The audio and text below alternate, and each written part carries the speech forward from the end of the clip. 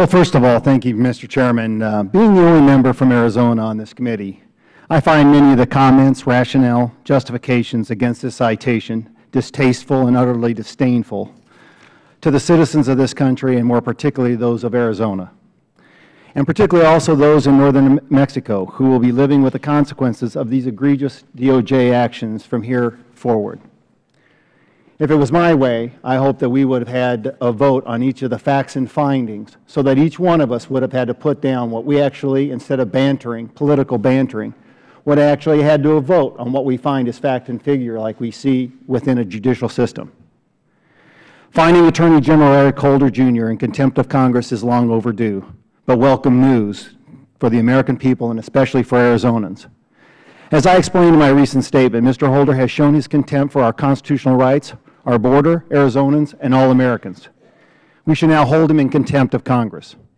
115 members of Congress agree that Americans lack confidence in Mr. Holder and his department. The people of Arizona, California, New Mexico, and Texas, who deal with unsecured borders and violent Mexican cartels on a regular basis, must also live in fear of these firearms. These citizens deserve for contempt charges to begin, because it is with contempt for their safety that this operation was carried out. What is perhaps most discouraging is that people whose job it is to protect and promote justice failed the American people so badly. We are dealing with the Department of Justice. The lawyers who work there took an oath to uphold the Constitution.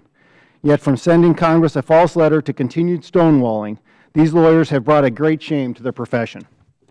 I am convinced that holding the Attorney General in contempt is the only way to send a strong message to this administration and future ones that no one is above the law, including the nation's top law enforcement officer.